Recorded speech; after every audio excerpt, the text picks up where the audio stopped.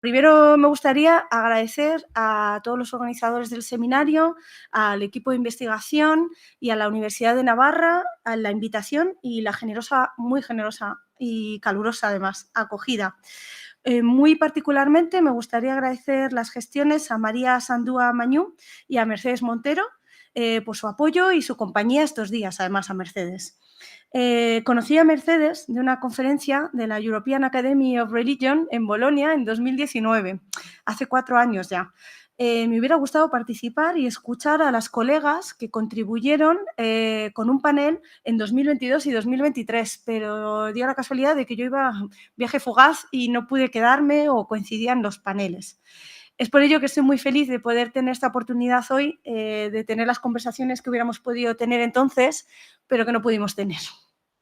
Me gustaría también empezar contándoos un poco lo que ha contado Mercedes, que lo que voy a compartir ahora forma parte, por un lado, de mi actual proyecto de investigación en la Universidad de Castilla-La Mancha, titulado Nuevas, bueno, yo hay que llamar algo así, pero otras perspectivas quizás en el estudio de las mujeres de la Acción Católica durante el pontificado de Pío XII. Quizás más que nuevas perspectivas es la década, que la década se ha trabajado menos a las mujeres católicas y menos las redes transnacionales, por lo menos las mujeres de la Acción Católica, creo. Se ha trabajado mucho la posguerra, se ha trabajado después del Vaticano II, porque son dos momentos clave, pero lo que pasa en medio conocemos menos. Eso es lo que me interesaba a mí. Por otro lado, también forma parte, porque estoy avanzando un poco el principio, del proyecto CIOFEM, Lay Women, International Experts and Theologians avant la lettre, Legacies and Entangled Histories, que ha recibido la beca Marie Curie y que voy a realizar en archivos europeos, además de la Universidad de Lovaina, a partir de septiembre de 2024. Además, por si os interesa leerlo en inglés, pero con más detalle, lo que os voy a presentar es básicamente lo que está en este artículo, aunque contado de otra manera. Bueno, pues vamos a empezar la presentación un poco por el final, por lo menos si tenemos en cuenta la perspectiva cronológica, que yo quiero llegar hasta el Vaticano II. El estudio de las mujeres católicas en los años preconciliares, la década de los 50 o desde el 45, ha tendido a fundarse en una narrativa que insiste en la existencia de una evolución de la obediencia a la rebelión, dando lugar a una impresión de que los años posconciliares fueron un momento de tormenta tras el silencio. Esta perspectiva parece implicar que el cambio en la situación de las mujeres seglares tuvo lugar únicamente después del Concilio Vaticano II. Inspirándome en los trabajos de Dries, Blasco Herranz y Moreno Seco, de Massière, Henold, Dirks y Rossi, mi proyecto de investigación actual desea repensar el estudio de la historia transnacional de los años que van desde el final de la Segunda Guerra Mundial hasta el Concilio Vaticano. Para ello, CIOFEN propone una perspectiva interdisciplinar que abarca los estudios de género, la historia intelectual y, si puedo, la teología, vamos a ver, la sociología y la historia cruzada. Actualmente he realizado trabajo de campo preliminar en los archivos del ISACEM, que es el de la Acción Católica, y el Archivio Apostólico Vaticano en Roma. También en la biblioteca Moritz Sabe y los archivos del CADO de Lovaina, ahí simplemente para ver lo que tenían porque no me daba tiempo a mirar en profundidad, espero mirarlo cuando vaya para allá. En ese respecto, me gustaría apuntar que uno de los principales desafíos a los que se enfrenta el proyecto es realizar una labor de desenterrar las voces y encontrar los rastros dejados por estas mujeres católicas. Y tengo toda una reflexión en torno a ello, ¿no? Puesto que en muchos casos no se expresaban a través de medios tradicionales o se encuentran desperdigados las fuentes que quedan en una pluralidad de archivos nacionales o personales. El principal problema que he tenido ha sido encontrar el archivo de una de sus organizaciones principales a la que yo me dedico, que es la Unión Mundial de las Organizaciones Femeninas Católicas, la UMOF. El archivo se encuentra en Roma, aunque estoy en contacto con París y me aseguran que ellos también tienen un archivo, probablemente porque era allí la sede de la UMOF al principio. Sin embargo, bueno, de hecho eran Países Bajos, luego París y luego se llevó todo a Roma. Sin embargo, su contenido no ha sido todavía catalogado, con lo que no es consultable. Para suplir esta situación, la Acción Marie Curie me va a permitir realizar un trabajo de campo en los archivos de la Acción Católica, e incluso aquí he encontrado pistas, situados en las naciones europeas de las cuales procedían las mujeres que fueron miembros del comité de dirección y en los que se guardan copias de muchos de los documentos que éstas intercambiaron. Aquí abro una posible línea de intercambio para cuando entremos a la segunda parte del seminario, el debate. Esta línea es los éxitos y las dificultades de hacer investigación histórica en general y sobre las mujeres católicas en particular en los archivos. Me interesa saber cómo es la situación para las que estéis estudiando a las mujeres del Opus y sus redes y contactos locales, nacionales, internacionales, si habéis encontrado dificultades también o si tenéis más éxitos, que los compartáis, por ejemplo. Volviendo al proyecto, en esta presentación me gustaría compartir con vosotros solo los aspectos preliminares. Como digo, todavía no está muy avanzada la investigación. En particular, me gustaría abordar el cambio que tuvo lugar en el seno de la acción internacional de las organizaciones católicas femeninas. Un cambio reflejado, a mi parecer, en la transformación del nombre con las que se las conocía y que da el título a la presentación, de la Unión Internacional de Ligas Católicas Femeninas a la Unión Mundial, esa es la palabra importante, de las organizaciones femeninas católicas. Como voy a ilustrar y como os podéis imaginar, la fecha en que tuvo lugar ese cambio, en 1952, es todo menos casual. ¿Por qué? Porque el periodo que va desde el final de la Segunda Guerra Mundial hasta la celebración del concilio estuvo marcado por una importante realización de la acción de las mujeres seglares pertenecientes a la UMOF. Además, como veremos, se produce un cambio en la composición social de las mujeres que forman parte de la propia UMOF y la evolución de estas y de algunos de sus miembros a posturas más críticas, podríamos decir, si me lo permitís, emancipadoras y hasta feministas, si se tiene en cuenta que es un feminismo pues, católico, por supuesto. Mi hipótesis de trabajo indica que el creciente papel público y transnacional desempeñado por las mujeres de la UMOF y a través de ella en las agencias de la ONU estuvo acompañado, igual y tengo que pasar aquí, sí, perdón, que se me ha pasado, ahí estaba, perdonad. Estuvo acompañado por un compromiso, por un desarrollo paralelo de su compromiso intelectual y su acción social en importantes debates y proyectos eclesiales, políticos y sociales contemporáneos. De este modo, las seglares utilizaron su acción y experiencia en las nuevas instituciones internacionales de posguerra como una vía de acceso hacia ámbitos normalmente más dominados por los hombres, incluido el de la teología, que es lo que intentamos probar con mi director en Lovaina, porque él es teólogo, y la diplomacia internacional. Este es lo que yo conozco un poco mejor. Principalmente voy a centrarme, a ver, que aquí no veo, ahí sí, en analizar, como he comentado al principio de la presentación, la historia del mundo francófono e hispanófono desde la perspectiva de la llamada Entangled History, que en español creo que se ha traducido como historia cruzada, en francés es Histoire croisée. Es parecida a la transnacional, pero es un poco diferente como perspectiva. Esta decisión hermenéutica se funda en dos hechos. A pesar de la creciente influencia angloparlante estadounidense, canadiense, australiana, inglesa, irlandesa, en el catolicismo mundial de mediados del siglo XX, el mundo hispano y francoparlante eran todavía dos de las comunidades espirituales y lingüísticas más importantes. Prueba de ello es que las publicaciones de la UMOF se realizaban de preferencia en francés, la lengua franca, por supuesto, del momento, pero seguidas en número muy de cerca por el español.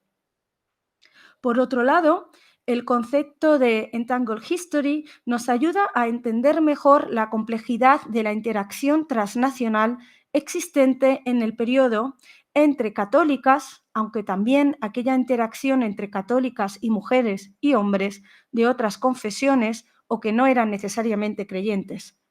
Esta perspectiva heurística permite ir más allá de la simple oposición entre países del hoy denominado norte y aquellos pertenecientes a lo que hoy conocemos como el sur, o de la simple circulación, que es lo que argumenta la historia transnacional, sin por ello negar las dinámicas postcoloniales existentes. O sea, entangle es la idea de que los diferentes países están relacionados de manera que un poco confusa. Es la idea de entangle, es como liado, enmarañado. Aquí es importante recordar que junto a la Guerra Fría, estos años se caracterizan por el avance del proceso de descolonización mundial y que, como el trabajo de Pascal Barthélemy ha demostrado para el caso franco-africano, la relación de sororidad entre las mujeres de los entonces denominados primer y tercer mundo fue por momento más compleja de lo que a priori pudiera parecer. Y este es un tema de la sororidad que conocéis muy bien aquí. Muy bien. Espera, un poquito. En efecto, en este periodo la lucha global de las mujeres abarcaba una pluralidad de posturas y dinámicas que iban desde una dialéctica de dominación y resistencia, que es lo que se estudia mucho más hoy desde los estudios poscoloniales, hasta la existencia de espacios y luchas comunes, que eso no hay que olvidarlo, a pesar de que hubiera lo otro. Las dinámicas de sororidad entre mujeres de diferentes partes del mundo, por ejemplo, en el seno de la Federación Democrática Internacional de Mujeres, caso estudiado por Barthélemy, o en el caso de la UMOF, que es el que yo quiero estudiar, son ejemplos de estas motivaciones compartidas, aunque también hubiera otras que no lo fueran. También otro apunte que hay que precisar, que es importante del contexto de estos años, como ha demostrado los trabajos de Rainer Horn, estaba teniendo lugar la paulatina pero trascendental aproximación muy lenta del catolicismo al marxismo, un fenómeno que además ha de entenderse en clave atlántica.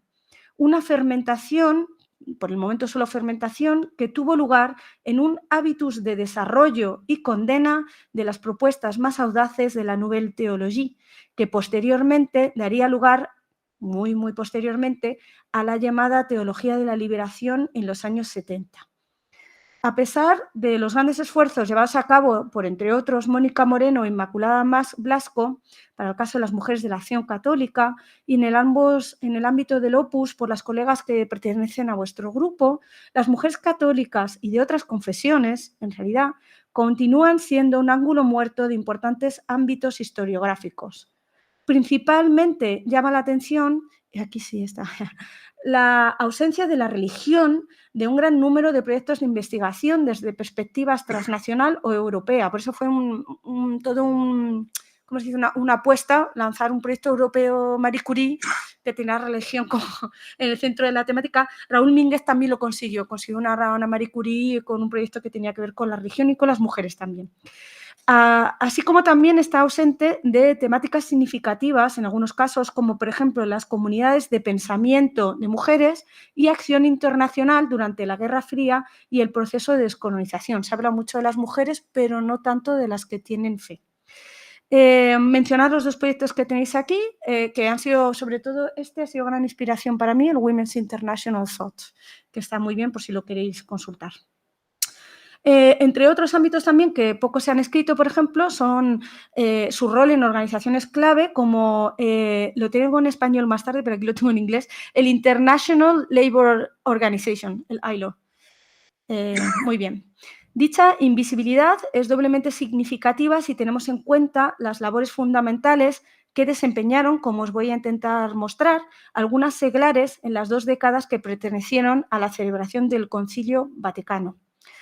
Pero es que dentro del ámbito de la historiografía religiosa tampoco, creo, se conoce mucho de su trascendental participación en dicho concilio. Así, mientras que el papel desempeñado por las mujeres católicas de habla inglesa ha recibido cierta atención, se ha escrito mucho menos sobre las mujeres provenientes del mundo hispano y francófono. En otras publicaciones se ha argumentado, junto a José Ramón Rodríguez Lago, la necesidad de incluir una perspectiva hispánica transnacional en el estudio del catolicismo contemporáneo. Esta perspectiva tiene que estar, además, a mi parecer, y al suyo también, porque ahora trabaja también las mujeres, firmemente anclada en la historia de género. En el caso del concilio, me parece importante considerar que un total de 5 auditoras de las 23 que fueron invitadas eran hispanoparlantes, que no es un número pequeño. Estas mujeres fueron elegidas por las funciones de liderazgo que desempeñaban bien en organizaciones de apostolado activas a nivel internacional, como la UMOF, bien como superioras generales de institutos religiosos que también operaban a través de las misioneras a nivel internacional. 2 anécdotas nos permiten entrever la importancia de acercarse al estudio del papel desempeñado por las mujeres en un contexto eclesial de manera más crítica, es decir, más allá de tópicos. En primer lugar, la participación de la mexicana Luz María Álvarez y Caza en la subcomisión de Gaudium et Spes, a pesar de representar una asociación profundamente conservadora, su aportación fue decisiva para superar la concepción jurídica tradicional de la institución familiar y, sobre todo, la revalorización del amor conyugal. El segundo ejemplo corresponde a la participación de la australiana Rosemary Goldie. En las discusiones en torno al esquema 13, Goldie expresó su deseo de que dicho texto fuera, y aquí cito sus palabras, menos paternalista, menos clerical y menos jurídico. Junto a Goldie, Pilar Bellosillo y Susan Guillemin lucharon para que la afirmación de la dignidad de la persona humana y la definición de la corresponsabilidad apostólica superase cualquier consideración específica de la feminidad. Aunque estos ejemplos son diferentes en contenido y orientación, ambos reflejan el hecho de que, lejos de las apariencias y de la necesaria sumisión a la jerarquía católica, las seglares, entre ellas destacadas españolas, eran capaces de encontrar formas de contribuir activamente a la vida del mundo y de la Iglesia, y que su trabajo podía tener un impacto en la comunidad espiritual católica, pero también en la sociedad del momento. Partiendo del concilio, mi proyecto sostiene que, contrariamente a lo que a menudo se tiende a pensar, la experiencia de las auditoras quizás no deba pensarse o interpretarse simplemente como el origen de la implicación de las mujeres en la gobernabilidad de la Iglesia y del llamado mundo, sino más bien como la culminación o consagración de aquellos esfuerzos y avances significativos que precedieron su celebración. Si varios estudios se han ocupado de las seglares durante y después del concilio, su papel como intelectuales, que es algo que me interesa mucho, y agentes internacionales en los años preconciliares, ha recibido mucha menos atención. Y cuando la ha recibido, porque en algunos casos lo ha hecho, ha tendido a ser de manera un poco hagiográfica, que también es necesario recordarlas con cariño, o desde una perspectiva individual o nacional, pero también hace falta acercarse desde una perspectiva más histórica o más transnacional. El objetivo principal de CIOFEM es recuperar ese legado y repensarlo críticamente, es decir, insertándolo en el contexto político y cultural transnacional del momento, también el local, más allá del mero ámbito eclesial, pero, y esta vez pasa, teniéndolo muy en cuenta. Es decir, que a veces nos olvidamos del ámbito eclesial o el ámbito espiritual, que es muy importante para estas mujeres o para los hombres también. El final de la guerra supuso un momento de cambio en el que el rol de las mujeres pasó a ser reevaluado mundialmente. Es una coyuntura compleja. Si por un lado nos encontramos con que en muchos países europeos se iba a aprobar el sufragio femenino por primera vez, después de la Segunda Guerra, porque a mí me sorprendió la primera vez que lo leí, porque como voy pasando por diferentes temáticas, en Francia, en Italia y en Bélgica. Creo que estamos a lo mejor ya en la siguiente, sí. Paralelamente, y por otro lado, se buscó la vuelta de la mujer al hogar a través de la difusión de un imaginario de bienestar material, consumista en algunos casos y capitalista, por ejemplo en Estados Unidos, que Betty Friedan después nombraría como la mística de la feminidad. El uso del vocabulario religioso en el libro de Friedan es muy interesante, porque es un libro que se considera muy importante para el feminismo, y nada casual, por supuesto. Estos cambios fueron significativos porque se dieron a nivel mundial, si bien con particularidades regionales y locales. Así, en los países colonizados, por ejemplo, y en los nuevos estados resultantes de la descolonización, encontramos algunos paralelismos interesantes, por ejemplo, respecto al debate del sufragio o la educación de la mujer. Estos debates permearon también los nuevos organismos internacionales surgidos en el contexto de la posguerra mundial. Por ejemplo, establecida en 1946, la Comisión de la Condición Jurídica y Social de la Mujer de las Naciones Unidas se reunió por primera vez en 1947 para evaluar la mejor manera de solventar las cuestiones relacionadas con las mujeres y promover el avance de sus derechos políticos, económicos, civiles, sociales y educativos. Una de sus primeras tareas fue contribuir a la redacción de la Declaración Universal de los Derechos Humanos en 1947, y hay trabajos que han mirado cómo la concepción de los derechos humanos en la ONU tiene fundamentos católicos también, con el tema de... no me sales Marita, pero bueno, entonces no hay que verlo como mundos separados, pero voy a seguir contándoos por qué yo pienso que es importante seguir interesándose en este ámbito desde una perspectiva religiosa. Para llevar a cabo su misión, la Comisión inició un estudio a escala mundial. Para ello, forjó una estrecha relación con las organizaciones no gubernamentales internacionales, entre ellas las provenientes del mundo católico. Este es el trabajo de Rossi, que lo ha trabajado mucho. En efecto, respondiendo al complejo contexto de reconstrucción mundial, de inicio de Guerra Fría y de descolonización, el Vaticano optó por ampliar la actividad que llevaban a cabo las organizaciones católicas internacionales. Algunos de los campos en los que se desarrollaría esta actividad fueron los de la salud, la acción social y el humanitarismo, áreas que en este momento estaban fuertemente asociadas al ámbito femenino. Es por ello que dicho esfuerzo implicó una mayor promoción de la presencia y la acción de las mujeres católicas en la sociedad, en los foros internacionales y en la propia Iglesia. Ya en 1945, y ahora os lo leo, el pontífice se dirigió a las mujeres para considerar la mejor manera de mantener, aquí cito, mantener y fortalecer la dignidad de la mujer en las circunstancias actuales, es decir, de posguerra, en las que la providencia las había colocado. El Papa animó a las mujeres a expandir sus labores de apostolado femenino en los siguientes términos. Y ahora sí leo. Vuestra entrada a la vida pública se produjo de repente, como consecuencia de las convulsiones sociales de las que somos espectadores. Poco importa, vosotras estáis llamadas a participar en dicha vida pública.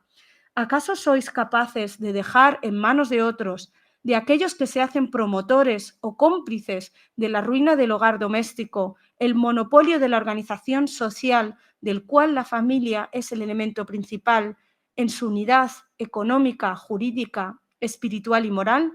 Está en juego la suerte de la familia, la suerte de la sociedad humana. Por eso, toda mujer, sin excepción, debe comprender bien su deber, su estricto deber de conciencia, de no permanecer retraída. Más bien, debe actuar de la manera más adecuada a sus circunstancias particulares para contener los movimientos que amenazan el hogar. Hay otra razón que hay que añadir a ese apremiante incentivo para que la mujer católica entre en el camino que hoy se abre a su cometido, su dignidad como mujer. Ella debe competir con el hombre por el bien de la civitas, en la que ella es igual a él en dignidad. Ambos tienen derecho y el deber de cooperar para el bien total de la sociedad y la nación. Este discurso lo citan en todas las acciones católicas, lo he visto en Roma, lo he visto en España, en diferentes momentos. Es bastante conocido y sobre todo este párrafo. En 1957 el pontífice las alentaría de nuevo a hacerse cargo, y aquí cito un ligero cambio, muy ligero, de la promoción de las mujeres, especialmente entre aquellas con mayores dificultades económicas y sociales. Como veis, son palabras importantes que tenían, me imagino, gran influencia en las mujeres. El papel desempeñado por la MOF, que en ese momento contaba con aproximadamente 36 millones de miembros en todo el mundo, fue fundamental. Su vicepresidenta desde 1952 fue la francesa Marie Durostu, que sería reemplazada por Pilar Bellosillo en 1962.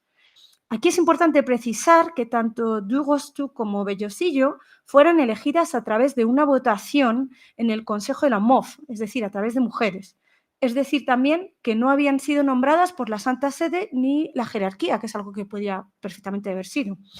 La MOF obtuvo el reconocimiento como entidad consultativa en el Consejo de Europa, ahí todavía no he registrado muchas cosas, pero tengo que acercarme, y en los principales organismos pertenecientes a la ONU, es decir, el Consejo Económico y Social, la Organización para la Agricultura y la Alimentación, aquí está, la Organización Internacional del Trabajo, que es la que tenía en inglés, la UNESCO y la UNICEF. Aunque el objetivo principal de dicha participación era garantizar la promoción de los valores católicos frente a propuestas de carácter, por un lado, protestante y liberal o comunista en temáticas tan centradas o transcentrales, para la Iglesia como la familia y la educación, los resultados preliminares de mi trabajo y los trabajos que he escuchado presentados en el reciente Congreso sobre el Vaticano II o una evaluación que se ha hecho celebrado hace 2 semanas en Lovaina, indican que esta acción daría lugar a una evolución de las mujeres católicas hacia posiciones que podríamos denominar más críticas o autocríticas, para utilizar la palabra de Feliciano Montero, o emancipatorias. Una evolución que pudo tener lugar mucho antes de lo que se piensa, o sea, antes del Vaticano y no después, quizás de manera minoritaria al principio. En efecto, aunque las seglares continuaron presentando su papel como el del sexo afectivo o piadoso por excelencia, esta idea ahora se tomaba como una premisa para salir de los confines de lo doméstico y de la parroquia, para legitimar su derecho a participar en el espacio público mundial. Eso no quiere decir, claro, que todas se fueran, pero sí que habría una puerta a que algunas de ellas pudieran ejercer este rol, o a nivel nacional también. Así como también facilita poder exigir un mayor protagonismo en la sociedad en general. Esto es, por ejemplo, lo que defendía en 1952 la trabajadora social argentina y vicepresidenta del OMOV, Celina Piñeiro Pearson, me imagino que se pronuncia, en un discurso titulado La misión propia de los laicos en el mundo de hoy y las responsabilidades de las mujeres en él, pronunciado ante 1.200 delegadas reunidas en Roma, o sea que es minoritario, pero los números son interesantes, con motivo del 13º Congreso Internacional de la OMOV. Piñeiro Person denuncia la incapacidad de los hombres, con mis disculpas, por su supuesta naturaleza violenta para alcanzar la paz mundial, hecho del que se derivaba la imperiosa necesidad de incluir a las mujeres en la consecución de dicha tarea. Haciendo referencia a su papel natural como madres, Piñeiro Person afirmaba que las mujeres tenían una base moral superior y, en consecuencia, una mayor capacidad que los hombres para producir un cambio social duradero. Lo curioso de este ejemplo es que tiene sorprendentes similitudes y paralelismos con las posiciones que defendían las mujeres no católicas, incluidas las comunistas. En efecto, el discurso de la vicepresidenta de la OMOV debe insertarse en el contexto de un proceso más amplio de las reformas en torno a la legislación sobre los derechos de maternidad llevadas a cabo en los años de la posguerra, de manera mundial, una temática que está avanzando ahora en su investigación Inmaculada Blasco. En ese respecto, es importante precisar que tanto las asociaciones religiosas como las seculares compitieron para atraer nuevos miembros a su causa. Para ello, afirmaron defender los derechos de las mujeres como madres, trabajadoras y ciudadanas.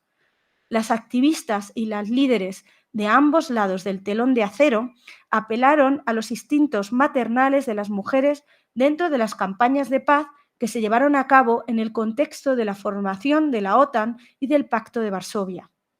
Desde diferentes posiciones en el espectro político, las mujeres argumentaron en términos sorprendentemente similares que su predisposición materna podría alejar a sus respectivas naciones de la aniquilación nuclear y que por ello estaban mejor preparadas para consolidar un futuro pacífico. Todas ellas, las católicas también, ayudaron a difundir y consolidar la idea de que el mundo de la acción y la política internacional no era un dominio exclusivo de los hombres.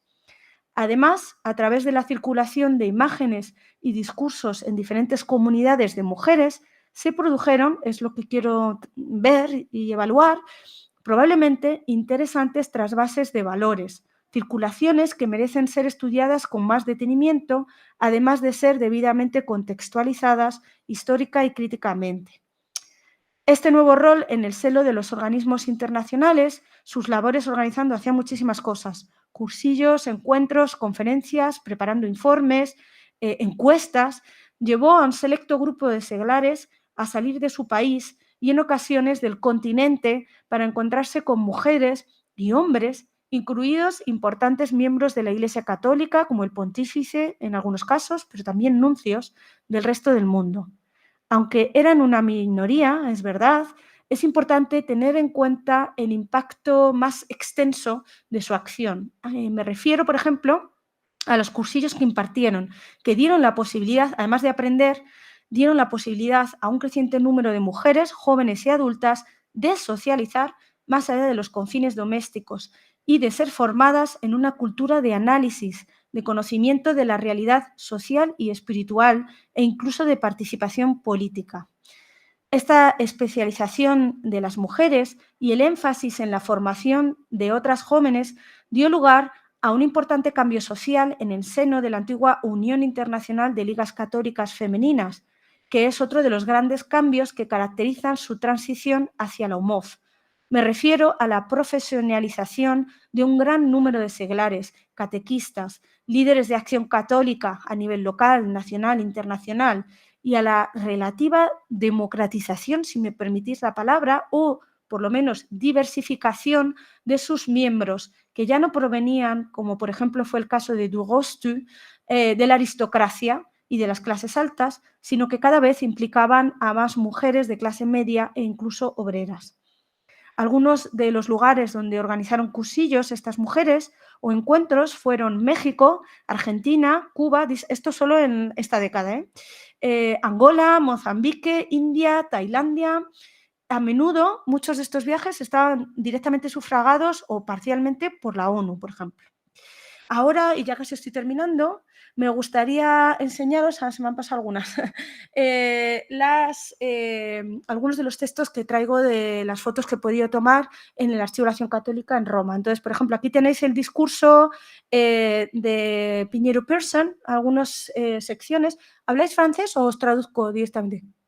Pues os traduzco un poco. Entonces, os voy a leer un poquito para que veáis el tono que tiene, porque a veces pensamos que es verdad que cuando estudiamos la historia de las mujeres, estudiamos los textos más que encuadraban más su acción, nos puede parecer que hay una ausencia de esto, pero cuando nos interesamos por lo que ellas estaban diciendo, nos damos cuenta de que había un dinamismo, aunque fuera una fermentación de dinamismo. Entonces aquí, en este texto, por ejemplo, dice, en la vida cívica, la mujer no hace más que imitar o doblar las voces masculinas sin aportar casi nada nuevo.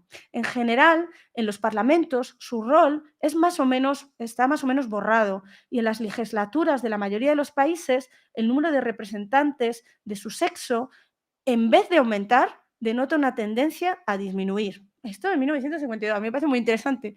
Por tanto, si la mujer entendiera bien su rol, ¿cuántos prodigios no podría llegar a hacer ella en el plano nacional o local por la defensa de la familia, la educación, la moralidad, la higiene, la habitación o los lugares donde vivimos? No me sale la vivienda, gracias. Eso, que ahí sí que es muy diferente la palabra. La vivienda, la humanización del trabajo, el rabattement es la comida o los víveres, la economía, la administración, etcétera. Y sobre el plano internacional, por la concordia de la paz de los pueblos. Nosotros, las mujeres, que somos la mitad del género humano, y aquí tengo una relación, hablo de Suenens, que dijo esto durante el Vaticano II, tenemos aquí una mujer utilizando una frase similar antes que él, somos la mitad del género humano y en particular las mujeres católicas, nosotras tenemos una misión bella y profundamente femenina que cumplir en el mundo contemporáneo, una misión que participa de la maternidad espiritual de la Iglesia de Cristo. Y por eso nosotros tenemos necesidad de organizarnos, porque hay que poder hablar en nombre de una gran masa de mujeres o femenina y si no podemos, si no lo logramos, intentar actuar en su representación. Tenemos que formar, es el último texto, a mujeres que sepan comprender los problemas de la hora, del momento, de la hora presente, en su país y en el mundo entero, que estén listas a buscar en cada esfera de acción una solución. Ese es el primer texto. Os traigo otro más. Son los estudios elaborados en 1954 y 57 para las Naciones Unidas. Pone arriba una lista de los principales estudios y os leo el primero: esclavismo y condiciones análogas al esclavismo. A, la trata de mujeres. B, las costumbres contrarias a la dignidad de la mujer africana. En 1952, la Asamblea General de Naciones Unidas ha adoptado una resolución que tenía por objetivo abolir algunas prácticas que hacen de la mujer una esclava. Esta resolución ha retomado casi palabra por palabra las conclusiones del informe de la OMOF, para que veáis hasta qué punto sí tenía un impacto. Son las conclusiones redirigidas o escritas por la Sœur Marie André, una señora súper interesante. Yo es que no trabajo mucho las religiosas, pero ellas, si os interesan las religiosas, es fascinante. Otras temáticas: desarrollo social en el mundo, igualdad de salario y entre mano de obra masculina y femenina, lo mismo el año siguiente, los derechos políticos de la mujer, el trabajo de las mujeres que tienen responsabilidad familiar. Aquí os traigo otro documento preparativo, yo creo, a las reuniones de apostolado seglar. Entonces, aquí, a ver si lo veo bien, porque me tengo que acercar. Una de las grandes responsabilidades de la OMOF en el mundo actual por el servicio de la Iglesia es promover una pedagogía, el tema de la pedagogía es muy importante, de la formación de la personalidad, esto es una palabra de Muñer, de la personalidad cristiana en la mujer adulta. El tema de la adultez también es muy importante porque luego va a ser crucial a los debates del Vaticano II, que se consideran las mujeres, no solo las religiosas, también adultas. No solo en algunas élites, pero también en las masas. Ese interés por llegar a cuantas más mujeres mejor. Esta educación de la mujer adulta se debe seguir en 4 direcciones principales: la educación religiosa y apostólica, la familiar, la cultural y la cívica y social, o sea que es bastante completo. En los 3 principales ambientes de vida: las obreras, las rurales y las mujeres independientes. Y también en los países, dicho que se dicen, subdesarrollado, porque no tenemos con medios apropiados en esos países. Entonces, hay un concepto más sensible de la relación con los países del mundo subdesarrollado, y lo pongo aquí en el segundo texto. Cada comisión tendrá un bureau, ¿cómo se dice? Un comité, si lo pueden decir, que dependerá de otros responsables y de representantes de diferentes continentes. Es esencial que las comisiones hagan un trabajo auténticamente mundial. Las europeas, que serán más numerosas, deberán tener una apertura de espíritu amplio y fraternal a los problemas de otros continentes. Y ya el último texto, creo, y ya hablamos. Entonces, sobre la gobernabilidad de la Iglesia, me interesa estudiar a las mujeres y cómo a su manera, no quiero decir que es una revolución, pero sí que a su manera estuvieran teniendo unas prácticas que quizás no sean exclusivas a ellas, porque está viendo cómo funcionaba la acción católica en los años 40 y aunque es muy jerárquica, también hay una sensación de que cada uno tiene su lugar y tiene un campo de actuación que es bastante interesante. Entonces, aquí sí que es más directo, dice: sería una pena que la OMOF parezca ser un simple agente de la ejecución de la autoridad religiosa. El señor Monseñor Lamut, que me imagino que es de Países Bajos, todavía no he investigado quién es, no ve que es el caso o que este tipo de afirmación pueda tener aplicación a la OMOF. En definitiva, en la actividad de la OMOF todo viene de la Iglesia y ahí va todo. Aunque no está cuestionando la idea de que hay que seguir la autoridad religiosa, sí que se ve que hay un debate y sí que las mujeres jóvenes, lo he visto, las mujeres jóvenes belgas sobre todo, empiezan a cuestionar algunas cosas en las reuniones del Bugo. Y yo creo que esto era todo. Sí, a la conclusión, pero ¿cómo vais? ¿Os hago la conclusión o estáis cansados? ¿Sí? Vale, digo, porque igual es muy largo. Venga, pues entonces vamos a ver con la conclusión. Bueno, como he intentado demostrar, como resultado de su labor a nivel internacional y nacional, las seglares en puestos de liderazgo se convirtieron en expertas sociales, humanitarias y de apostolado. La acción de estas mujeres aumentó la circulación transnacional de ideas y de personas en maneras que es probable desafiaran un entendimiento simple de las dinámicas decoloniales o postcoloniales según la escuela, pero también, quizás, creo, la secular y espiritual. A partir de los años 50, las seglares comenzaron, aunque fuera gradualmente, a establecer un diálogo crítico con el carácter absoluto de algunas enseñanzas de la Iglesia. Algunas, a lo mejor las establecieron entre ellas solo. Por ejemplo, según Videguen, que es la gran experta en Latinoamérica, la sección de la Juventud Universitaria Católica en Brasil, la JUC, empezó a acusar un cierto ayornamiento, una resignificación de las relaciones entre hombres y mujeres, mucho antes de que tuviera lugar el concilio o incluso antes de que llegaran los ecos de la segunda generación del feminismo norteamericano al país. Este cambio, a su vez, ha de integrarse en una compleja dinámica atlántica, ya que no puede entenderse sin tener en cuenta el efecto, por ejemplo, a largo plazo, de los viajes realizados en los años 30 por la belga de Gemtin, que visitó Latinoamérica en 1932 y 1934 para implantar la Acción Católica de Mujeres. También ha de tenerse en cuenta que algunos de los principales conceptos teológicos y prácticas de apostolado que iban a ser centrales en el concilio ya circulaban transatlánticamente en doble sentido en el mundo hispano y francoparlante en la década de los 50. Tal es el caso de la reflexión, como hemos visto, se alude mucho, iniciada por Mounier en torno a la dignidad de la persona humana y por Maritain en torno al humanismo, ambos en los años 30, la cual contribuyó a legitimar el debate en torno a la dignidad de la mujer, es decir, en torno al papel que éstas debían desempeñar tanto en el seno de la Iglesia como en el de la sociedad de los 50. En suma, es importante tener en cuenta este todavía desconocido, creo, ámbito de la labor de apostolado llevada a cabo por las seglares en las organizaciones internacionales y estudiarlo de manera crítica, considerando tanto su perspectiva espiritual como la social, política y cultural. Y ahora sí, muchas gracias. A ver si dejo de compartir.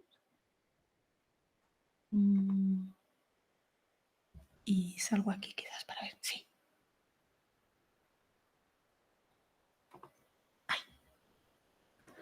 Bueno, pues nada, ahora encantada de escuchar vuestros comentarios. ¿Y quién modera? Modera Mercedes. ¿Puedo Mercedes. empezar yo, Mercedes? Sí, puedes empezar tú. Sí.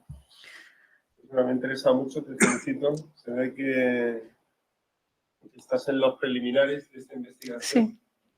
Realmente tienes una base teórica y también documental o archivística y unas intuiciones, sobre todo, Sí. que me parece que son bastante, prometedoras, ¿no? Gracias. Entonces, supongo que está estudiado, pero yo no lo sé. Has hablado de cómo 5 de las 23 asesoras o peritas, Sí. son hispanohablantes. Sí. Te has dicho que son muchas, pero a mí en realidad me parecen pocas, Ya. teniendo en cuenta que el catolicismo, no digo yo que sea hegemónicamente hispano, desde el punto de vista del número, ¿no? En este tiempo, pero me debería decir que más de la mitad de los católicos, bueno, no sé si más, o en torno a la mitad de los católicos eran hispanohablantes, Sí. ¿no? Sumados, sobre todo pensando en América, básicamente. Sí, sí. Bueno, quiero decir que a lo mejor están infrarrepresentadas, no tengo ni idea, o a lo mejor están súper representadas las francófonas o las de ámbito italiano, que a lo mejor tienen menos influencia, pero al ser italianas, pues por esta... Pues no tengo aquí la lista, no me acuerdo, porque yo ya me he fijado en las españolas y en las hispanohablantes, pero creo que está bastante dividido el resto de la lista. Y sí que abarca a mujeres de diferentes partes del mundo, desde Goldie, que es australiana, por ejemplo, hay algunas francoparlantes, pero tampoco muchas. O a lo mejor toda esta idea de la universalidad también, ¿no? Sí. Lo que quieren es tener porque está hablando de una mexicana, ¿no? Sí. Españolas estaba Pilar de Yosillo y... Hay una mexicana, está Pilar, y hay una cubana, pero que reside en España, que es Madre Superiora. Y tampoco me acuerdo el nombre porque yo las religiosas las trabajo menos. Eso, si estuviera aquí Verónica me lo decía, sí, que ella sí está trabajando, está haciendo una tesis sobre eso. Y yo no me acuerdo. Hay otra que es uruguaya, pero que ha pasado por Lovaina. A ver si encuentro cosas sobre ella, porque me llama muchísimo la atención. Y en el artículo lo tengo, los 5 nombres. Y la última no sé quién es, se me ha olvidado una.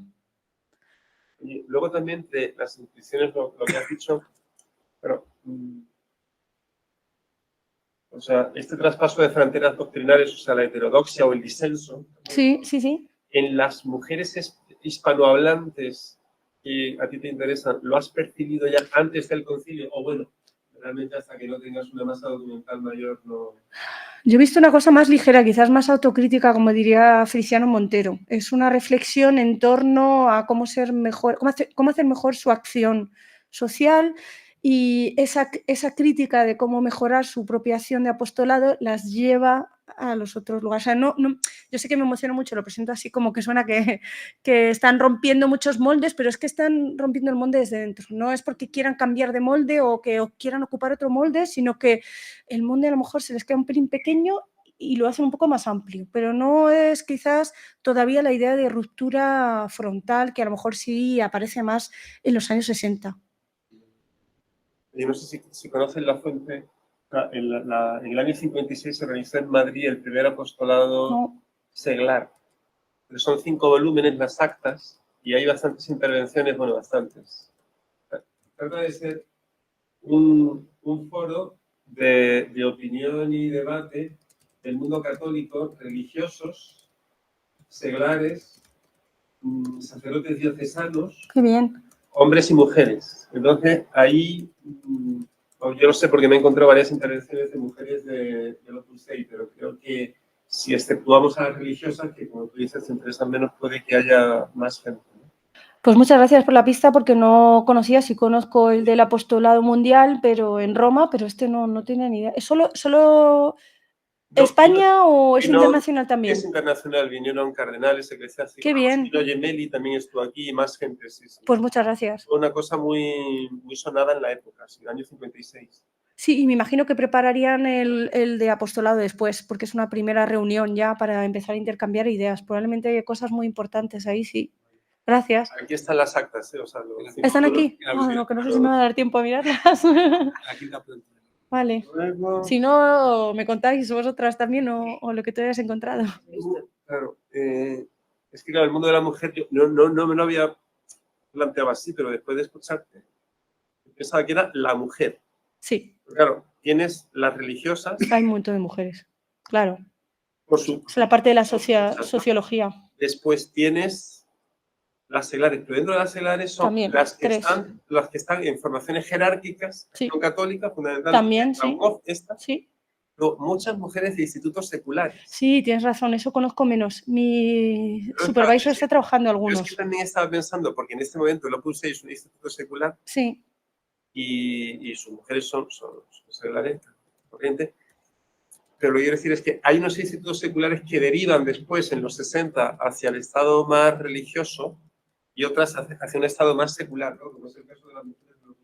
Sí. Claro, porque yo lo que estoy viendo es que tú estás viendo, te interesan muchísimo los matices, ¿no? Sí, mucho. Entonces, por esta vía no sé si puedes encontrar o no algo singular.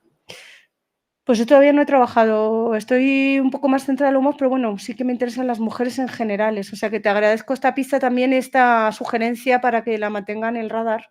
Y luego, otra cosa que me ha acordado es que, claro, porque todo esto, cuando tú hablas de Zaragoza... Claro, yo el pobre se lo ha tragado 2 veces, aunque está un poquito más amplio, ¿eh? No caí en la cuenta, pero aún así. Yo que estoy estudiando el clero diocesano, sí. He descubierto que hay bastantes documentos magisteriales de la primera mitad, pero fundamentalmente Pío XII, sí. en el año 50, dirigidos específicamente al clero. Sí. Para recordarles algo, te digo esto por el perfil teológico que te gustaría darle a la ESA, ¿no? Dirigido a recordarles que también ellos, y no solo los religiosos, podían ser santos. Sí. Digo esto porque no sé si habrá en el magisterio de Pío XII, que es capital para la Iglesia y también para el Vaticano II, mensajes específicos dirigidos. Aquí nos has leído algún texto, ¿no? Donde hay menciones específicas a las mujeres, pero no sé si también hay mensajes específicos a la mujer cristiana, católica o a la mujer sin más.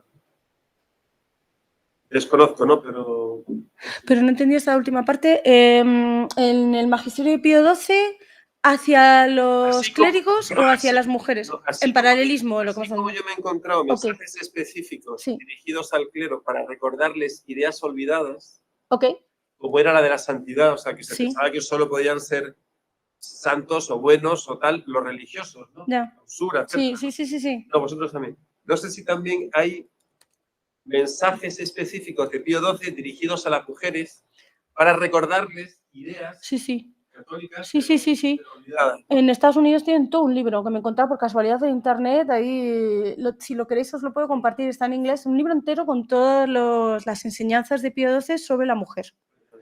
Y incluye la traducción a inglés la cogí de ahí, porque esta traducción la he hecho yo, está en francés el discurso, entonces esta traducción es mi propia traducción del francés, pero claro, al inglés es un poco, a pesar de que lo llevo mejor, del francés al inglés es más complicado para mí.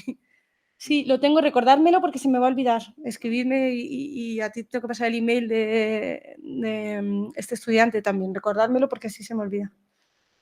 Oye, pues yo no tengo nada más, o sea, bueno, tenía una otra cosa, pero luego si sale, te cedo paso palabra a vosotros. A mí me gustaría, Natalia, Sí, me ha encantado tu exposición. gracias.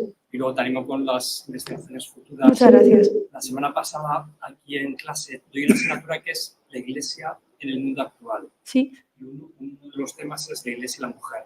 qué bien. Siglo XX, o sea, los alumnos intento explicarles lo que han dicho los papas sobre Sí. el siglo XX sobre la mujer.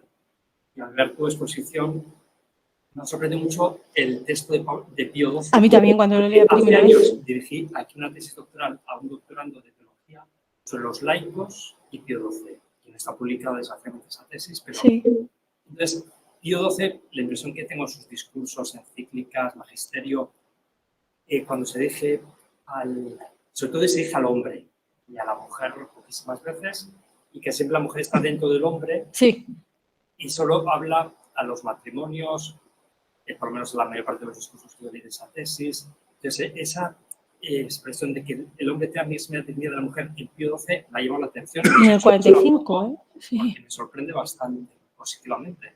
Pues existe, ¿eh? Porque yo también lo miré, Sí, porque sí, yo lo he visto citado me ha llamado la en atención y Squilly, se llama, que porque es... también Pío XII, sorprendentemente, tiene textos sobre la democracia Sí, que también sorprenden. es que es complicado, sí.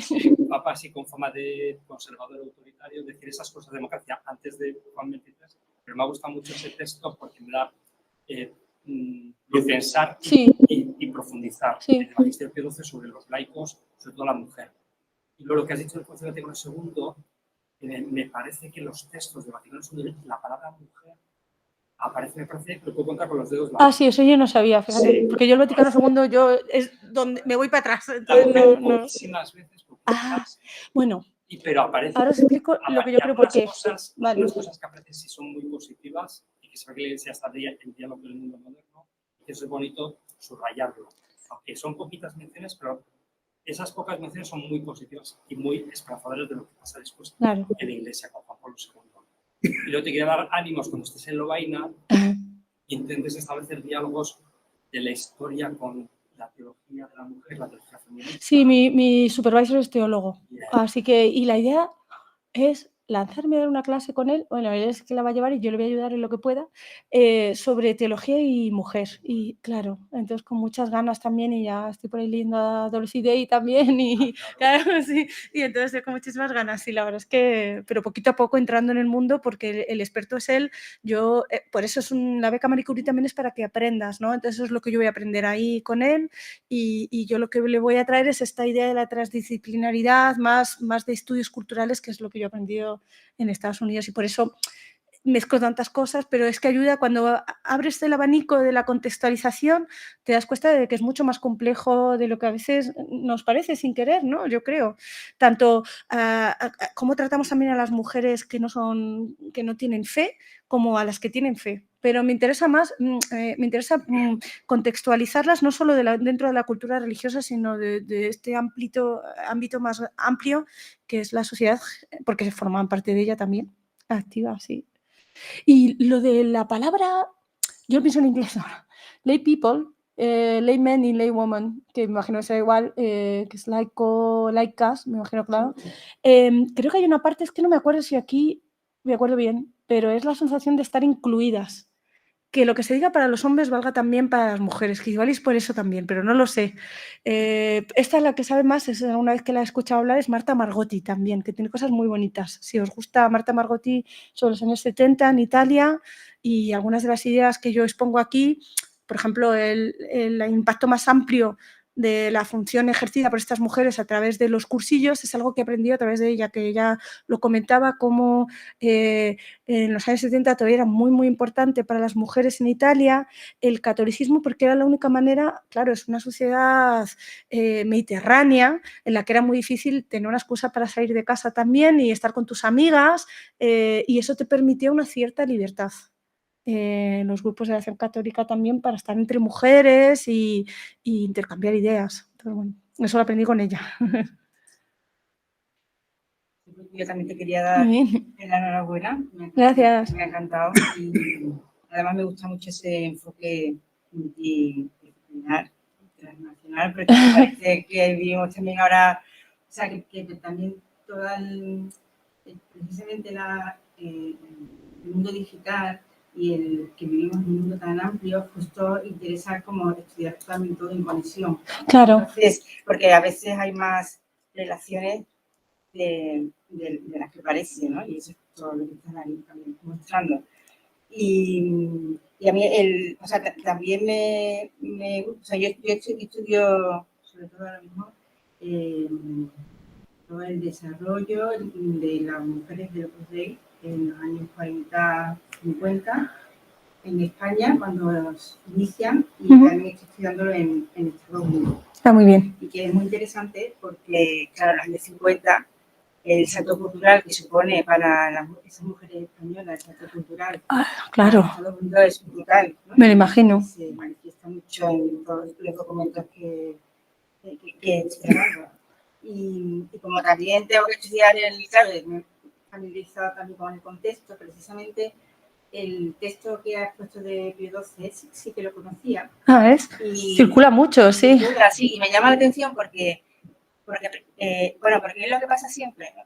que hay como una serie de unos estudios, vamos a decir, como estereotipados o unos prejuicios acerca de la época histórica, también por parte de historiadores, ¿no? Sí, sí. Cuando bajamos al terreno de lo concreto, al terreno de los documentos, pues nos encontramos que la realidad no siempre entra. ¿no?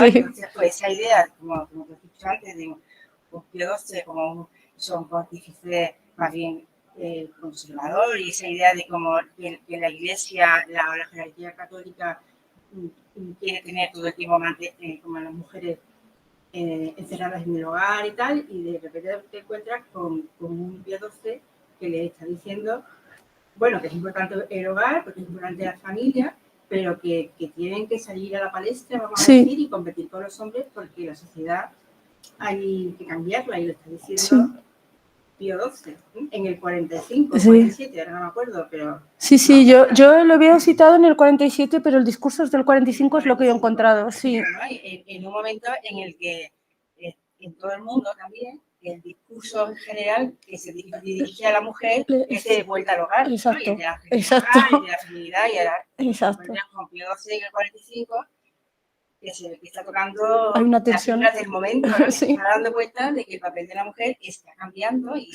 debe cambiar, ¿no? Entonces, me parece que todo lo que se estudie y se profundice en ese sentido es importante, porque ayuda también como a establecer a completar la historia, a establecer la realidad de los hechos, ¿no? Sí. Y luego, a mí desde luego, claro, mi enfoque no tiene mucho que ver con el tuyo. Pero ahora, yo tengo ganas de leerte, o sea que a ver si... Sí.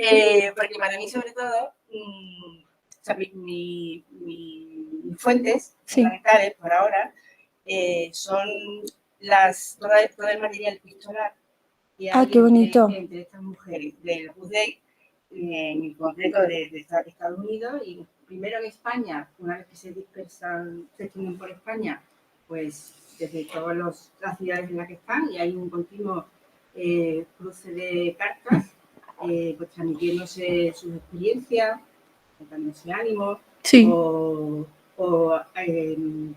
comentando acerca del ambiente de la ciudad en el que están viviendo, las dificultades que están teniendo.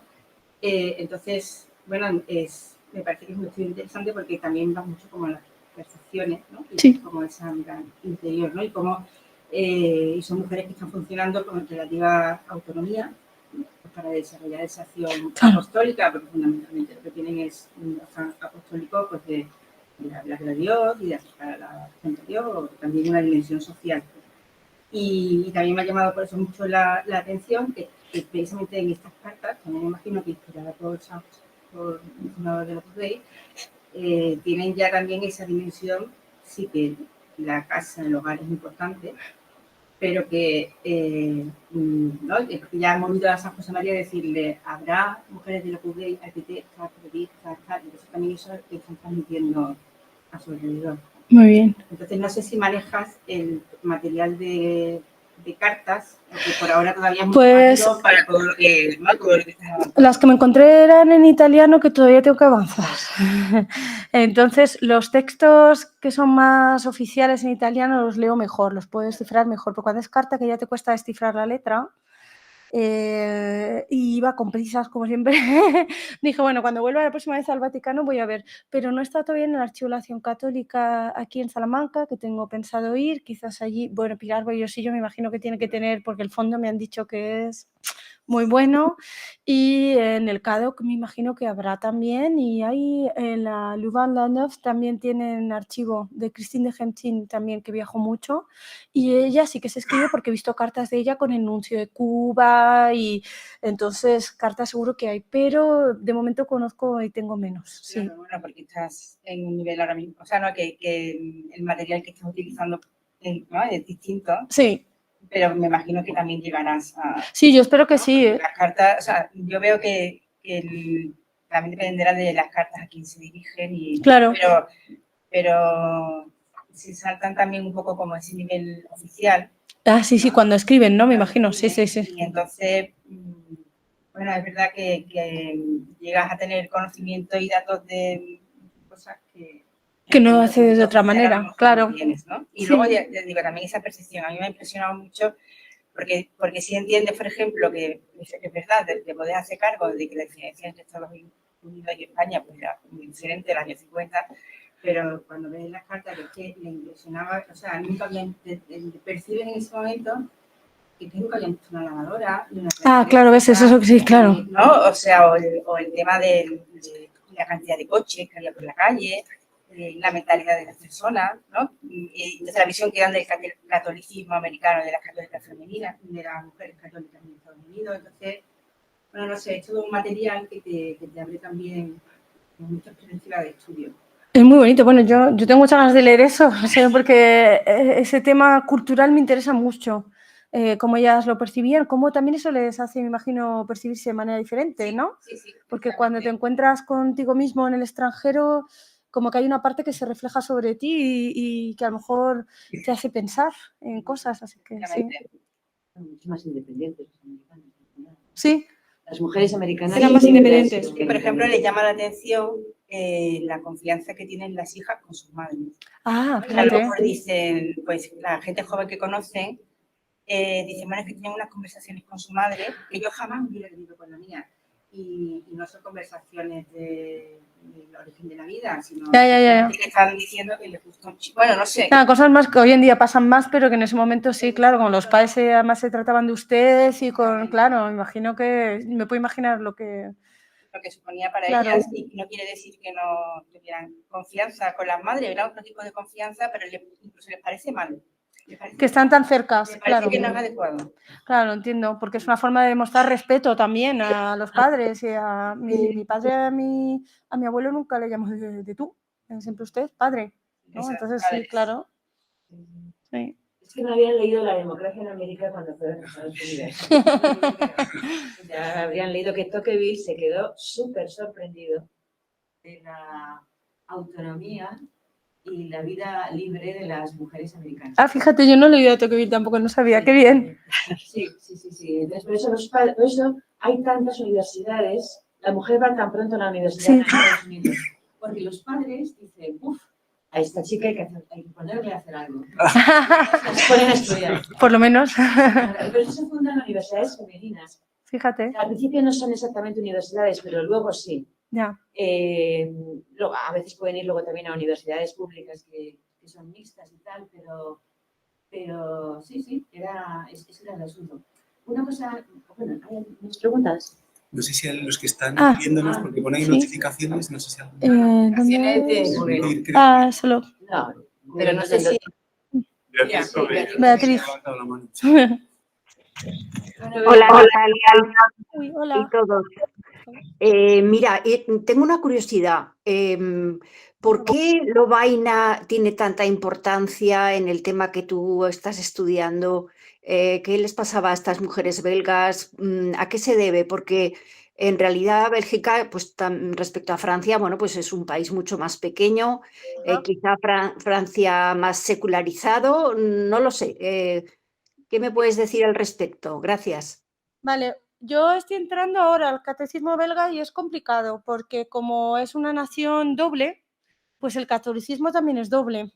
Entonces creo que eso marca el país y tienes que, si yo no lo he entendido mal, por los artículos que he leído, tienes el catolicismo francófono, que es un poquito más conservador, Sí. y el flamenco, que es muchísimo más audaz, si lo podemos decir así. Entonces, quizás es importante también porque tienen uno de los mejores archivos de temáticas católicas y de la acción católica de Europa, porque eran unas mujeres que se movían mucho, entonces tienen muchas conexiones con diferentes partes del mundo, como por ejemplo Christine de Gentin, que he nombrado, que viajaban mucho, estaban cercanas también a Cardin, que no sé si lo pronuncio bien, nunca tengo que preguntar, sí, y él viajaba mucho. Entonces también viene de que el propio catolicismo belga, como tienes el modelo de acción católica, que es muy particular también, pero que es un modelo que a veces también esencializamos desde España, que es lo que está trabajando ahora Martín Drauz, y también cuando estaba ahí en Bélgica y alguien hablaba así, porque eran muy conservadores. Digo, ay, sí, oye, era Feliciano. Digo, porque es verdad que aquí pensamos que era, al ser un modelo que era menos jerárquico que el italiano, nos parece como que es mucho más libre, pero es verdad que en algunas cosas es más libre y da más capacidad de acción y a lo mejor de autocrítica, pero también podía ser conservador en muchas otras cosas. Entonces yo creo que viene un poco de ahí y no quiero estudiar solo Bélgica. Bueno, lo de Bélgica es porque voy a Lovaina y me toca estudiarlo allí, claro, pero también porque el catolicismo francés se conoce mucho más, porque pues también eran bastante activos las mujeres y los hombres, pero, por ejemplo, la UMOF, la oficina internacional, antes de ser la UMOF, estaba en los Países Bajos, que está más cerca de Bélgica, por ejemplo. Entonces, tenía una cercanía las belgas para ejercer una acción también. Solo se pasó a París, una vez se creó la ONU y la UNESCO, para que estuviera más cerca precisamente de la UNESCO y de Suiza, y así facilitar los viajes, por ejemplo. Entonces, pues es todo eso, más o menos, pero tengo que descubrir seguro muchísimas cosas más. Muy bien, gracias, Natalia. De nada. Yo tendría una pregunta, si no hay más. Bueno, una pregunta no, es un comentario. Claro, tú has dicho una cosa que a mí me ha dejado súper impresionada, es que la UMOF tenía 36 millones de miembros. Entonces me he quedado totalmente... Claro, en el mundo. O sea, el mundo entero era miembro. Eso. Sí. Entonces, pero hoy en día también tiene un montón, ¿eh? Sí.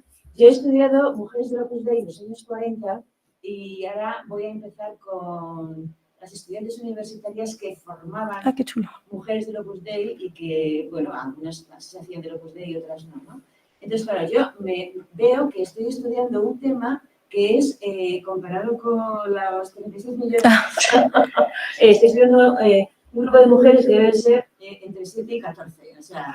Pero luego van a tener un impacto de Londuré, ¿no? Me imagino más... Ya, pero tú dices, empiezan en México, sean 3, empiezan en Argentina, se va una. Yeah. Empiezan en Chile. ¿Pero cuándo empiezan esto? Claro, porque, claro, porque la UMOF o el nombre anterior que no me acuerdo, pero la UMOF es más fácil de pronunciar, sí. La Unión de las Ligas Católicas, es de principios del siglo XX, entonces les llevaban ya 40 años de, claro, entonces Sí, ahí se hace mucho. Efectivamente, efectivamente. Entonces, veo como, no sé muy bien cómo encuadrar a las mujeres del Opus Dei en todo ese movimiento de mujeres que hay en el mundo. Claro, es que además hay muchos, sí. O sea, estoy viendo cosas muy interesantes como que pues sacan una editorial Qué guay. y saca 3 libros y se hunde. Ay, bueno. Eso no es raro, porque muchas editoriales en los años 40 sacaban un libro y se hundían. Claro. Tampoco es raro, ¿eh? Ya, ya. Más o menos lo normal. Pero demuestra ganas de hacer cosas y de tener iniciativas, está muy bien. Bastantes iniciativas. Lo que ocurre es que eran muy pocas y empiezan a ser más, pero empiezan a dispersarse por todo el mundo. Claro. Y se dispersan de poco en poco. Entonces, yo a veces no soy capaz. Sé que muchas antes habían pertenecido a la Acción Católica, ¿sí? Y que incluso habían ocupado cargos importantes como Luisa González en León o Encarnita Ortega en Valencia, pero también como España era España en aquellos momentos del franquismo, etcétera, etcétera, sí. Quizá también era difícil integrarse, estoy hablando de los 40 y de los 50, sí. ¿sabes?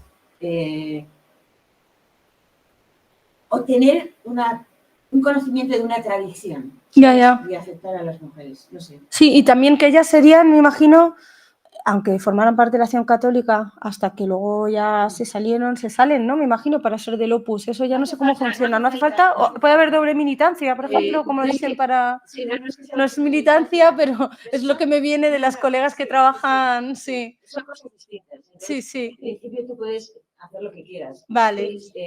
Pero el asunto es que en ese momento no podías hacer lo que quisieras, porque es que el Opus Dei te reclamaba y te bueno, el Opus Dei esto es, digamos, no es que me apunta, esto es un carisma. Ya. Que viene de Dios, ¿no? O sea, sí. Vale, entonces, pues me tengo que dedicar a esto, ¿vale? Que es, digamos, a lo que quiero dedicar en mi vida. Claro, es que es eso, es la pasión que tienen. Ahora mismo, probablemente hay muchas mujeres en la comunidad que colaboran con la Acción Católica, estoy absolutamente segura, ¿no? Sí. Pero en aquellos momentos, y con las cosas que eran, no. Entonces, y cuando se hacían del Opus, las de la Acción Católica, ¿eso les molestaba o no? Es que yo no conozco el tema, entonces no sé. Porque a lo mejor es por eso que... Habría que estudiarlo, pero yo creo que... Como es algo también tan organizado, la Acción Católica, pues a lo mejor cuando alguien se sale un poco del universo según lo tienen pensado, no sé si... Los sacerdotes de la obra daban muchos retiros, retiro a mujeres de Acción Católica, bueno, y a hombres. Ah, muy bien, o sea que sí que había una comunicación entre los dos. Jesús Urteaga, yo no tengo ni idea, ¿eh? A mí me contáis. Fue conciliario de la Acción Católica o alguien, no lo sé, algún sacerdote de la obra. No, pero de hecho Mercedes había recelos. ¿Sí había? Es que yo no sé, ¿sí? Entre los hombres sí. No, y las mujeres. No, y mujeres. Porque cuando se hacían de la obra,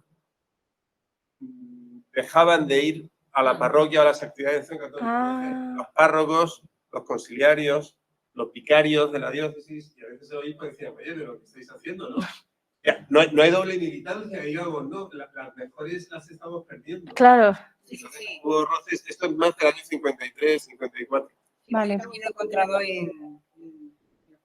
los 40, justamente estas que han nombrado, la Leticia González Guzmán, que era la presidenta de Mujeres de Acción Católica en León, y Encarnación Ortega, que era de la Joven de Juventud. Sí. Sí, claro, porque se van dando cuenta de que el Opus Dei les exige que ellas quieren dedicar, ¿no?, más tiempo, necesitan más tiempo para, y entonces ya Acción Católica se traspasa un poco. Pueden, entonces, claro.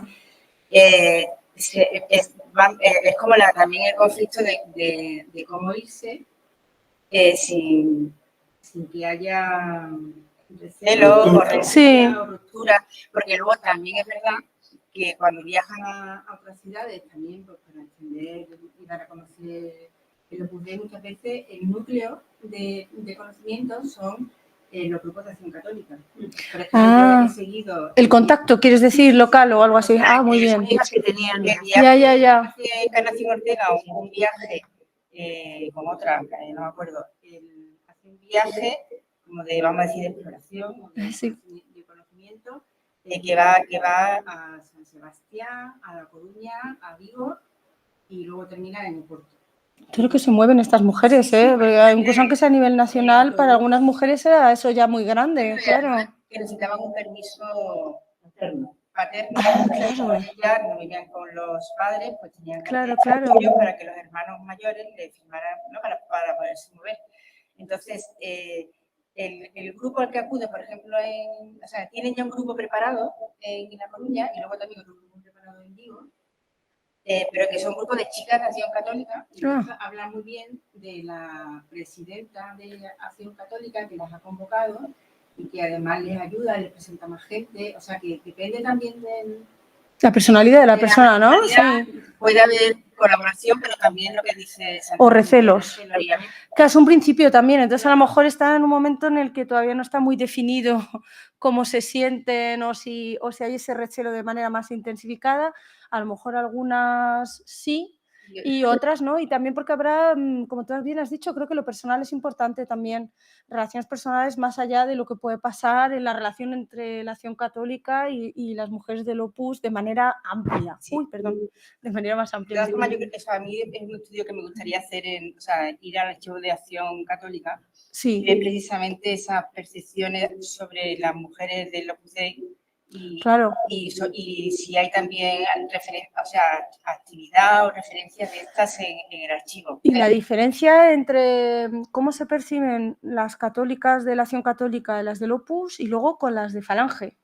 Entre ellas, pues son tres mujeres diferentes que se están moviendo en ese momento, que están intentando llegar los tres grupos a una capacidad mayor de llegar a las mujeres. Entonces, ¿están más cercanas las mujeres de la Acción Católica de las del Opus? Yo sospecho que sí, porque comparten la espiritualidad, que es muy importante, que es algo que a lo mejor no lo comparten también con algunas de la Falange, pero es verdad que puede ser, bueno, yo la percepción que tengo de cómo se vive la religiosidad en la Falange es que es mucho más, no sé si utilitarista, por decirlo de alguna manera. A lo mejor me equivoco, pero no lo sé, porque no soy experta. Entonces tengo la sensación de que por lo menos en los discursos y en algunas prácticas a lo mejor es como una espiritualidad que quizás no sea tan mística, por decirlo, es que es algo que le gustaba mucho a algunas de ellas.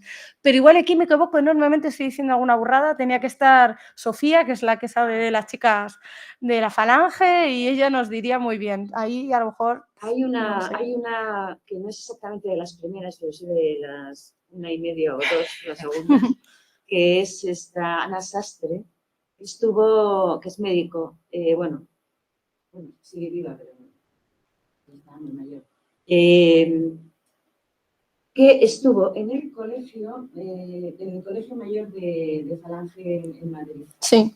Que, vamos, que era la institución libre de enseñanza, las señoritas que arrancaban con ellas. O sea que, sí. Y le pusieron Colegio Mayor Santa Teresa de Jesús. Entonces, esta chica no estuvo mal, pero tuvo un encontronazo político, que para ella no era ni político, era como de pensar otra, no sé, tú qué sé, cualquier cosa, ¿no? Con la directora, que yo creo que era Matilde Eiroa, que era una señora muy seria. ¿Y cómo? ¿Pero encontronazo en qué sentido? Se hicieron algo que ella estaba detrás, porque ella era de cuarto, estaba detrás de las... Es que no me acuerdo, yo le estaba... algo como que la dirección no consideró suficientemente patriótico. Ah, vale, muy bien. ¿Ves? Es que esa es la diferencia con la Falange, que la patria va por encima de lo demás. Claro. Y entonces... Y para la Acción Católica y el Opus, no. Y yo creo que ahí sí podría haber algunas tensiones. Eso es lo que yo me refiero con la parte utilitarista, que a lo mejor no lo he explicado bien, pero sí que es verdad que se puede ser de la Acción Católica y a lo mejor del Opus y a lo mejor tener cercanía con las ideas falangistas, pero la religión pasa por encima y la espiritualidad también. Y yo creo que las falangistas eso ya no es así. La mayoría, quizás hay alguna persona que sí fuera muy piadosa y a la vez muy falangista también, pero creo que es otra manera de vivir la religión, quizás. No sé, eso es lo que yo sospecho. Y ya digo que probablemente no sean todas, pero sí que la patria, claro, ahí es mucho más importante, aunque habrá en un momento en los años 40 en que también estén muy cercanos todos, porque claro, después de la guerra es que es normal que haya esa, no sé si simbiosis o cercanía. y viceversa, ¿no? En los 60 Sí, la patria pierde fuerza ajá, y lo religioso a su vez también se está diversificando, ¿no? Las Sí. necesidades religiosas, ¿no? sí. ¿Y también en la falange quieres decir o solo en general en la sociedad? Yo creo que la falange pierde fuerza, atractivo, Ah, la falange en general, no militancia, dentro de la sí, falange. sí, sí. Vale, sí, claro que sí, Y sí. también las falangistas.